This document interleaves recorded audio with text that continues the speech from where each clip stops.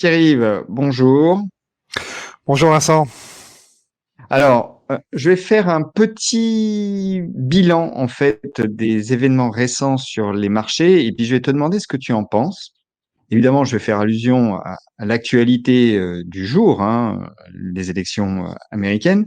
Mais d'abord, voyons un peu comment le marché s'est comporté. Alors, ce qu'on peut dire d'ores et déjà, c'est que les indices européens et américains ont reculé d'1,5% en grosso modo la semaine dernière. On a le sentiment que les investisseurs sont passés en mode réduction du risque. Dans le jargon, on dit risk off, hein, voilà. La volatilité a grimpé, hein, le VIX a grimpé de 7,6%, il a atteint presque 22. Voilà, donc ça pourrait traduire une forme d'inquiétude des investisseurs. Par ailleurs, du côté des taux, alors ça, c'est intéressant aussi parce que c'est un autre signal.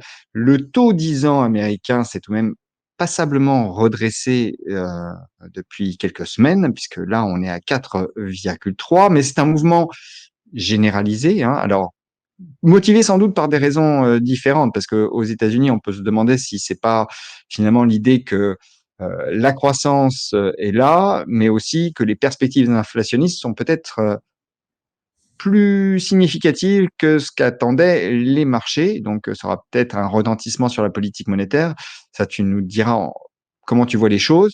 En France, bon, on a l'OAT 10 ans qui remonte, hein. Bon, on sait que la situation dans notre beau pays n'est pas vraiment florissante, mais ce qu'on note aussi, j'ai pas le graphique là, mais c'est que le Bund s'est également tendu. Il est remonté, on doit être à 2,40 aujourd'hui, je parle sous ton contrôle. Bon, donc on a généralement quand on a des taux qui remontent, c'est pas forcément très bon pour les marchés actions. On a quelques secteurs qui sont mis en évidence la semaine passée avec deux secteurs plutôt bien orientés, les banques et les matériaux de construction. Alors les banques font flèche de tout bois et depuis des semaines, hein, et les publications ont été plutôt satisfaisantes dans l'ensemble, hein. On a eu des chiffres qui ont été publiés, alors pas par toutes les banques, mais par une bonne partie qui étaient ouais, plus qu'agréable pour leurs actionnaires. Et on sait que Société Générale s'est réveillée, notamment à Paris. En revanche, du côté des semi-conducteurs, bah, c'est toujours la soupe à la grimace. Ouais. Clairement, les perspectives dont on attend qu'elles se redressent n'ont pas l'air de convaincre pour le moment. Et du côté des services informatiques, eh bien, là aussi, il y a un peu de quoi grimacer, puisque voilà, les deux secteurs se sont repliés de plus de 4% l'un et l'autre. Alors, je vais poursuivre après, mais déjà, est-ce que tu as des remarques à faire quant aux performances de ces quatre secteurs qui ont été finalement ceux qui se sont mis le plus en lumière la semaine dernière? Alors les deux secteurs catastrophiques en termes de performance, c'est évidemment ceux qui sont liés aux dégâts sur les semi-conducteurs et donc en fait la relation difficile entre l'Occident et la Chine, pour simplifier. Pour ce qui est des services informatiques, c'est une erreur de jugement du marché qui avait vu dans ce secteur-là une forme de bateau qui permettait de naviguer sur l'IA, faute d'avoir un véhicule propre en Europe pour le faire. Et en fait, on s'est rendu compte que ces entreprises ne sont pas vraiment dans la course ou n'arrivent pas à trouver un business model pour l'instant qui soit satisfaisant. Donc, Ouais, c'est le retour à les la deux, réalité finalement. voilà. Mais on voit bien que c'est un facteur d'espoir trop fort sur ces deux secteurs qui fait l'objet d'une correction aujourd'hui. Pour les deux qui se portent bien, il y en a un qui est assez lisible désormais, c'est la banque. La banque ne prend plus de risques et arrive à toujours extraire de très très belles marges de ses déposants. Je suis un peu brutal, mais vous et moi, on dépose un peu d'argent qui est mal rémunéré et ça reste très très profitable pour les banques Mhm. alors qu'elles ne prêtent pas, donc elles ne prennent pas de risques. Elles ont des marges d'intérêt sympathiques qui n'ont pas l'air de trop baisser avec la baisse des taux. Donc un business model qui pose question, mais dans l'immédiat est surprenant dans sa résilience, alors même que les taux, la baisse des taux aurait dû leur coûter un petit peu d'argent. Et le point d'interrogation massif pour les observateurs que nous sommes sur les évolutions sectorielles européennes, ce sont les matériaux de construction. Parce qu'on a beaucoup de mal à comprendre quel est le point d'ancrage qui fait que ce secteur continue de très très bien de performer depuis le début de l'année. On aurait pu penser qu'il y a quand même un ralentissement macroéconomique un peu global hors États-Unis et que ça allait peser sur ce secteur-là. Pas du tout. Le marché a l'air de regarder l'immense potentiel que continue de représenter le marché américain pour les Saint-Gobain, les Holcim ou d'autres. Et j'ai une petite théorie, mais qui reste impossible à conforter, sur le fait que les catastrophes naturelles liées au réchauffement climatique sont un fonds de commerce pour les matériaux de construction, puisqu'il faut bien soit reconstruire, soit construire différemment, donc plus lourd, plus cher. Et il n'est pas impossible que le marché escompte en quelque sorte une prise de, une croissance structurelle plus forte pour ce secteur qui, je le rappelle, a largement quitté le ciment pour faire des produits très sophistiqués. Bon. Intéressant. Je te propose de poursuivre en abordant la question de la valorisation, parce que là, on a vu les secteurs qui avaient performé, mais la valorisation, c'est tout de même un sujet. Alors, si on la regarde comme ça en instantané, on se dit sur l'ensemble de l'univers Alpha Value, je rappelle que l'univers Alpha Value, ce sont plus de 500 entreprises et les plus grosses entreprises européennes. Donc, en 2024, on est à 14,6 fois les bénéfices, 13,8 2025. Alors, pour l'exercice 2023-2024, on n'attend plus qu'une croissance des bénéfices par action de 2,79 et encore de 7% en 2024-2025. Alors, je vais avoir une question à ce sujet. Je précise que la ligne inférieure, c'est la médiane. Voilà. Bon, la question, c'est est-ce que les 7% vont tenir? Et bon, on se dit 14,6, c'est pas très cher, sauf qu'on a l'habitude, et ça c'est toi qui nous l'a fait prendre, cette habitude, c'est de retraiter finalement ces PE en excluant les cycliques profondes, les bancaires, les pétrolières, les minières. Et là, le marché, il semble beaucoup plus onéreux au regard, en plus, des perspectives de croissance, puisque là, on est à 18,1. Donc, la valo, est-ce qu'on doit vraiment considérer qu'elle est un sujet, surtout que j'ai l'impression que les publications de résultats, et ça, tu vas me le confirmer parce que vous avez le nez dedans, les publications de résultats n'ont pas été mirobolantes. Elles sont pas de super factures. C'est exact. Alors, c'est vrai, c'est exact pour ce qui est des publications. On va y revenir. Le premier point, donc, les valorisations. Oui, c'est quand même un sujet important parce que quand on prend le marché dans son ensemble, y compris les secteurs à très faible PE, on arrive à ce chiffre plutôt acceptable de multiples de l'ordre de 15 fois, avec encore un peu de croissance de résultats. On a cité les deux quelque chose, 2,8. Il faut avoir en tête que ce chiffre-là est en érosion. Et qu'on a perdu 5% depuis le début de l'année. Donc en fait, on était plutôt à 7% au début de l'année. Maintenant, on n'est plus on va dire qu'à 3. Et avec une très grosse interrogation sur le chiffre 2025, parce que si on est en train d'avoir une érosion sur 2024, donc on appelle ça des révisions en baisse, on a aussi des révisions en baisse sur 2025, c'est un problème de fait de base, mais on peut difficilement imaginer que toutes les affaires rebondissent brutalement en 2025, alors qu'on n'a pas de matière sur la croissance mondiale qui le justifie. Donc ça, c'est pour cette première observation sur les PE. Quand on passe au slide suivant, on voit le 18,1, là la croissance des résultats qui n'apparaît pas ici, sur cet univers un peu restreint, est négative. C'est donc une musique radicalement différente. Quand on sort ces gros secteurs qui se portent finalement pas si mal, même avec une croissance au ralenti, en fait, les industriels, pour simplifier de façon extrême, sont en train d'enregistrer des croissances de résultats négatives. Et ça, c'est pas dans le subconscient quand même de la plupart des investisseurs parce qu'ils se vous savez que le temps d'intelligence est très court dans les marchés, et donc le chiffre agrégé, le premier, les 15 fois et les 3% de croissance suffisent à beaucoup de nos clients.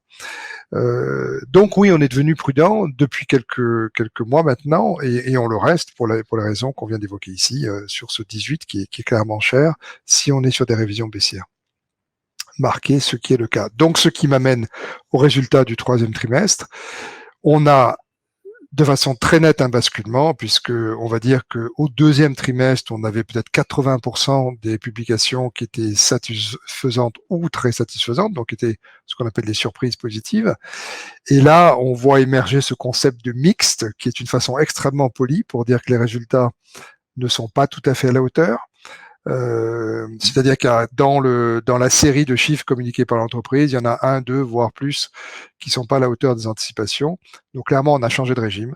Je dirais qu'on est tranquillement passé à 50% des publications qui sont pas à la hauteur des attentes. Certaines de ces mauvaises publications se traduisent par une correction très violente, mais ça, on sait que que les marchés financiers sont sur ce régime-là depuis 2 ans à peu près. Indépendamment de la capitalisation boursière. Mais le message à retenir, c'est qu'on est en rupture sur le troisième trimestre et qu'il n'y a pas de message encourageant de la part des entreprises sur une fin d'année qui serait éblouissante. Au mieux, elles convertissent leurs attentes sur la fin de l'année en prenant la partie basse de la fourchette quand il y a une fourchette. Ce qui explique d'ailleurs, et là on va réafficher à l'écran un indicateur qu'on suit régulièrement ensemble, c'est votre indicateur de momentum. Alors, on rappelle que là, c'est le solde entre les entreprises en momentum positif, c'est-à-dire en tendance positive, et puis celles en tendance négative, en momentum négatif. On voit qu'on est à l'équilibre là maintenant. Voilà, les bons et les mauvais se disputent le terrain, et que le marché est tout de même plus indécis, et peut-être prend en compte, puisqu'on a tout de même une détérioration là depuis octobre assez sensible, prend en compte ce que tu disais, c'est-à-dire la dégradation des publications par les entreprises et la dégradation des perspectives. Voilà. On peut le dire comme ça. On peut le dire comme ça, oui, absolument. Bon, on peut pas se servir, je pense, ça il faut le dire aussi, pour le moment, de cet indicateur, en tout cas du signal qu'il nous envoie pour prendre une position marquée. On voit que c'est l'indécision qui prévaut. Hein. Puis je rappelle, c'est un indicateur qui est la lecture du sentiment boursier, et que la lecture d'aujourd'hui ne dit rien sur le sentiment de demain. Il faut vraiment manipuler ça avec une prudence extrême. C'est plus une information sur la forme du marché sur les derniers mois, puisque là on est sur les derniers mois, qu'une lecture prospective de ce qui pourrait se passer. Il faut être d'une prudence totale sur l'utilisation de charts de ce type-là. Très bien. J'en viens maintenant à la question du jour, celle des élections américaines. Alors, on va pas, nous, on s'immisce pas dans le débat politique, c'est pas notre sujet. Par contre, on sait bien que ça va avoir une incidence. Le problème, c'est que c'est compliqué de deviner ce qui va se passer. On sait que, à l'heure où nous parlons, les chances d'avoir un scrutin très serré sont réelles, et même si un vainqueur sortait des urnes, on a un autre problème, c'est que la polarisation de la société américaine est aujourd'hui telle que le résultat, quel que soit le vainqueur, a des chances d'être contesté, que ce soit par les démocrates ou par les républicains. On a bien noté que certains discours étaient déjà un peu polis pour préparer le terrain de la contestation. Donc ça veut dire que cette polarisation du corps électoral, cette fracture entre les deux Amériques ne se résoudra pas de sitôt. Le risque aussi pour le marché, et là on parle de risque de marché, là, c'est d'avoir un scrutin donc contesté, et une période de latence assez significative avant d'avoir un vainqueur officiel. Et ça, pour le marché, c'est tout de même une appréhension réelle. Oui, mais ce scénario-là est prévisible depuis en gros que Kamala Harris est dans la course. On sait que les sondages montrent qu'il y a de l'indécision, et on sait que la polarisation dont tu parlais, et on n'a pas le sentiment que c'est préoccupé les marchés actions jusqu'à ces dernières heures presque, hein, puisque c'est là qu'on a commencé à voir la volatilité remonter un petit peu à des niveaux qui paraissent élevés parce qu'on est à 20 là sur le fameux indicateur qui s'appelle le VIX, là où on a traîné très longtemps autour de 12, 13, 14, qui sont des niveaux extraordinairement bas. Donc les 20 sont presque normaux, alors que les chiffres de volatilité précédents, eux, étaient extraordinairement faibles. Donc on a fait le voyage vers une forme de normalisation en termes d'inquiétude. On n'est pas encore dans des territoires de grande inquiétude. Et ça, c'est ce qui surprend le plus vu avec des yeux d'Européens, c'est qu'on a l'impression que cette échéance électorale est quand même susceptible de définir la relation des États-Unis avec le reste du monde, y compris en matière financière. Et ça n'a pas l'air de gêner beaucoup les marchés financiers. Alors on peut essayer d'expliquer ça à l'infini, mais une des théories toutes bêtes, c'est que effectivement le premier terme de Donald Trump n'a pas été mauvais du point de vue des porteurs des actionnaires. Et donc, tout naturellement, les gens se disent qu'on va peut-être retrouver un schéma comme celui-ci. Et puis, on sait bien que, du coup, avec les yeux d'Européens, Kamala Harris n'est certainement pas la communiste qu'essaie de dessiner Donald Trump. Donc, on voit pas de choc, en fait, sur les marchés financiers par des choix économiques qui seraient complètement divergents de ceux qu'ont appliqué les États-Unis depuis le début. Alors, je vais peut-être t'apporter de la contradiction là sur ce point, parce que j'ai évoqué les taux tout à l'heure. Alors, on disait que voilà, le marché de taux finalement prenait peut-être en compte la robustesse de la croissance américaine et le redressement des perspectives inflationnistes. Hein. Voilà, je remets le graphique à l'écran, on est à 4,3. Il y a tout de même une question qui est celle de la dette. Alors, je vais nous remettre tous les deux et puis ça va me permettre de sélectionner une autre illustration et je vais l'afficher tout de suite. Donc, qu'est-ce qu'on a là sous les yeux? Eh bien, on a l'évaluation de l'augmentation de la dette sur 10 ans si, je dis bien si parce que c'est important, on sait que les promesses n'engagent que ceux qui les écoutent et pas ceux qui les font. Si les deux candidats, si dans le cas de leur victoire à l'un ou à l'autre, appliquaient leur programme. Donc, on a des hypothèses centrales, hein, c'est ce qu'on voit apparaître plus nettement. Donc, pour Kamala Harris, on flirterait avec les 4 trillions de dettes supplémentaires et Donald Trump rajouterait, encore une fois, 7,75 trillions. Alors, ces estimations, je le précise aussi, elles sont faites par un comité non partisan, le comité pour un budget fédéral responsable. Donc, il a du travail sur la planche vu l'état du budget américain. Et là, c'est avant même de connaître l'issue des élections et de l'exécution des programmes. C'est un sujet, et c'est la slide suivante, parce que, je le rappelle, la dette américaine, c'est aujourd'hui 35 trillions et demi de dollars, avec un taux d'intérêt moyen de 3,32. Donc, on peut se demander tout de même s'il n'y a pas une forme de stress dans le marché qui ne s'exprime pas sur le marché action, mais sur le marché obligataire. Qu'est-ce que tu en dis? Bon, ce sont des sujets énormes et puis je dirais qu'ils sont presque aussi polarisants d'ailleurs que le politique américain, mais il y a des États-Unis une lecture un petit peu, je dirais, prudente qui est d'origine européenne, qui consiste à dire on peut pas décemment continuer d'avancer avec une telle charge de dette, et puis on dit ah ben vrai, c'est vrai qu'il y a l'exception américaine qui leur permet d'imprimer des billets et de trouver des preneurs sur le reste de la planète. Mais pour être plus positif, il y a quand même la vision américaine de l'Amérique qui consiste à dire on arrive toujours à entreprendre et à assurer des croissances extrêmement élevées du PIB américain. Et donc la relation de la dette au PIB se détériore certes, mais peut-être pas aussi vite que ça aurait pu être le cas, tout simplement parce qu'on est générateur en permanence d'une refonte d'un modèle économique.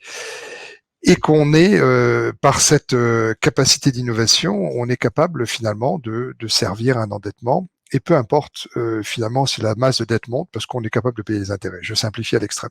On peut avoir une vision d'acceptation. Hein. Je dis pas que c'est un sujet réglé.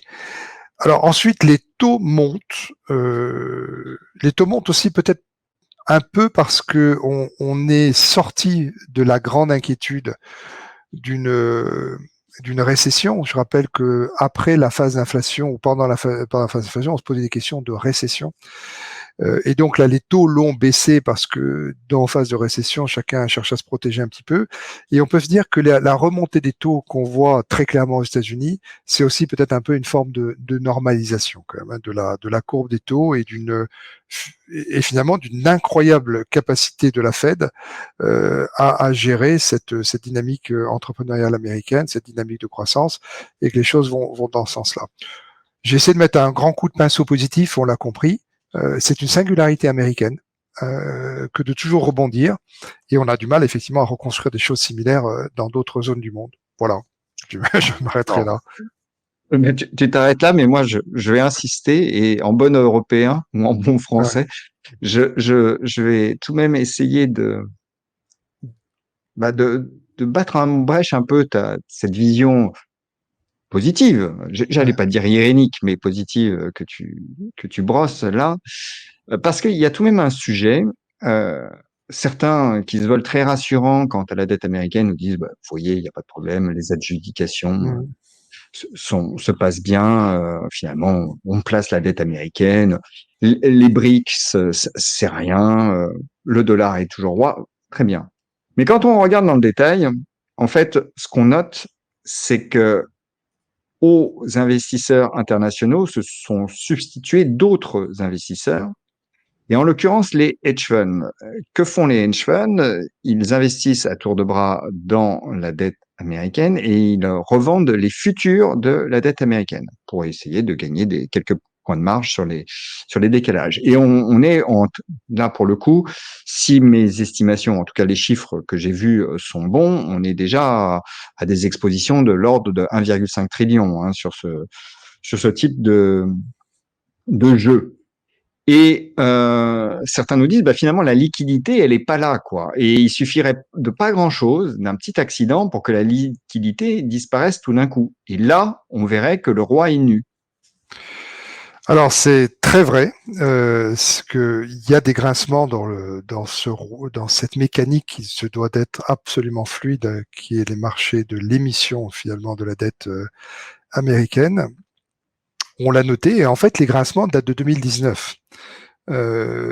Ensuite, on se souvient qu'avec Covid et le besoin de relancer les économies, les banques centrales sont intervenues et donc les Américains ont acheté la Banque centrale américaine a acheté les émissions du Trésor américain et les choses se sont passées. Mais c'est un point très important qui est souligné ici, on revoit poindre un discours très très technique sur ces sujets. Et c'est vrai que si l'acteur devient de façon un peu significative, le preneur devient un hedge fund, on sait qu'un hedge fund par vocation c'est un hedge, donc il se protège, et ce faisant il crée les conditions d'un problème un peu plus tard. Et donc là on retrace l'énorme problème des marchés financiers qui est que les banques sont interdites de prendre du risque. Je faisais allusion à ça tout à l'heure en parlant des banques européennes, mais c'est encore plus vrai aux États-Unis. Donc les banques ne sont plus l'intermédiaire sur la prise de risque pour absorber les émissions du fédéral américain et elles n'ont plus tellement les courroies de transmission pour replacer ce risque dans les mains longues que sont les fonds de pension, là aussi pour simplifier à l'extrême. Donc il y a un sujet, ça c'est incontestable. Il a été très souvent évoqué et c'est vrai qu'on n'a pas vu de situation de blocage complet, mais il y a des alertes. Le point important, c'est que les alertes sont de plus en plus fréquentes. Encore une fois, elles sont très techniques, et donc il y a peut-être quelque chose. Mais après, si on veut être un peu positif, ce que j'essaie d'être aujourd'hui dans la volonté de prendre le contre-pied, c'est que la Fed pourra reprendre un peu sur son bilan de la dette qui aurait eu du mal à se placer. On n'a pas évoqué la Chine. Il faut, c'est vrai que l'actualité là est dominée par les États-Unis, mais est-ce que finalement la situation en Chine n'a pas un retentissement plus profond sur la côte européenne qu'on l'imaginait? On avait vu évidemment les spiritueux, le luxe, la cosmétique souffrir avec finalement ce constat que la croissance chinoise était plutôt en berne, hein, Ouais. même si les chiffres de croissance sont bien plus vigoureux que les nôtres, mais pour un pays de cette taille et qui reste tout de même à développer dans toute une série de régions, c'est tout de même un peu décevant. Et ce qu'on constate, et là, je pense que tu vas me le confirmer, c'est que en fait, on a davantage d'entreprises européennes qui souffrent de ce manque de dynamisme chinois qu'on était en droit de le supposer. Oui, oui, c'est très très juste. Et on s'est amusé à mesurer ça un petit peu en simplement regardant les performances sectorielles depuis le début de l'année. Sur les 8 secteurs qui ont le mieux performé, aucun n'a d'exposition à la Chine. Et sur les 12 secteurs qui ont le moins bien performé, il y en a 8 qui sont exposés d'une façon claire à la Chine. Donc la sanction est tombée. Le sentiment boursier a compris que la Chine était une histoire derrière nous. Alors, on va pas revenir sur les secteurs qu'on sait être exposés, comme l'automobile. Par contre, il y a des secteurs dont on n'a pas voulu voir l'ampleur de l'exposition, même quand c'est assez faible en pourcentage. Je prends un exemple, c'est Diageo qui communiquait sur Diageo, donc on parle d'alcool, qui communiquait sur ces chiffres du troisième trimestre et qui évoquait la Chine qui ne pèse que 8% du chiffre d'affaires. Mais la réduction de la consommation de bière, parce qu'en plus ils font de la bière avec un partenaire chinois, et les nouvelles conditions d'exportation des alcools ont complètement arrêté ce marché-là. Et donc, si on dit que le chiffre d'affaires sur 8%, en gros, s'est arrêté, je simplifie beaucoup, ça finit par avoir un impact sur le total du groupe. On a les mêmes phénomènes sur le ralentissement des achats en matière d'équipement de santé. Le gouvernement chinois a voulu, probablement avec raison, faire un peu l'inventaire des pratiques de corruption dans ce secteur-là. Ça a arrêté la demande pour les exportateurs occidentaux. Et dans certains cas, c'est 30% du chiffre d'affaires. Hein. Je pense à une affaire dont on connaît le nom assez fréquemment, qui s'appelle Carl Zeiss, qui fait des instruments optiques pour la chirurgie. 30% du marché a disparu pour nos amis allemands. Il faut avoir les reins sérieusement solides pour faire face à ce type d'accident. Et voilà, donc on pourrait prendre tous ces secteurs les uns après les autres et on s'aperçoit effectivement qu'ils ont vraiment souffert de ce fort ralentissement chinois, qui est un ralentissement officiellement avec une croissance de 5% par an quand même. Hein. Donc le chiffre officiel de la croissance du PIB chinois, c'est plus 5%. Et on voit bien qu'il y a une déconnexion complète avec ce qui revient aux entreprises. Donc il y a un problème. Voilà. Et c'est un Alors, problème chinois. quand on fait le bilan, justement, tu nous as dit que les publications des entreprises européennes avaient été tout de même de moins bonne facture, que ça avait marqué une rupture. Bon, que les perspectives se dégradaient. On a cette incertitude politique aux États-Unis. On a la question des dettes, même si tu veux regarder la question avec des lunettes plutôt roses, pour être dans la positive attitude. Je ne te savais pas fan de Laurie, mais voilà. Donc, il n'en demeure pas moins que ça reste un sujet et que on a des aspects techniques. Alors, le pire n'est jamais sûr. Hein, encore une fois, ça c'est vrai, mais qu'on a des alertes tout de même répétées. En tout cas, ça pourrait devenir un sujet de crispation au moins Ouais. momentané. Et puis, on a cette Chine qui, parce qu'elle a ralenti, nous pose problème. Voilà, on pose problème aux entreprises européennes, à leur activité. Dans ce contexte-là, est-ce que la discipline ne veut pas tout de même qu'on soit relativement prudent dans son exposition aux actions? Et question corollaire, même si on est prudent et on maintient une exposition, parce que l'idée c'est tout de même de maintenir une exposition, on va vers quel secteur? Alors oui, on est prudent. Nous étions et nous restons prudents. On a longtemps été un peu déstabilisés, il faut le dire, par la bonne santé des marchés là jusqu'à l'été. Après, les choses se sont un petit peu arrêtées. Mais enfin, on est loin d'avoir eu une correction à la date d'aujourd'hui. Donc oui, il faut rester prudent. Alors, la tentation, c'est de dire que évidemment, il faut être sur des secteurs défensifs.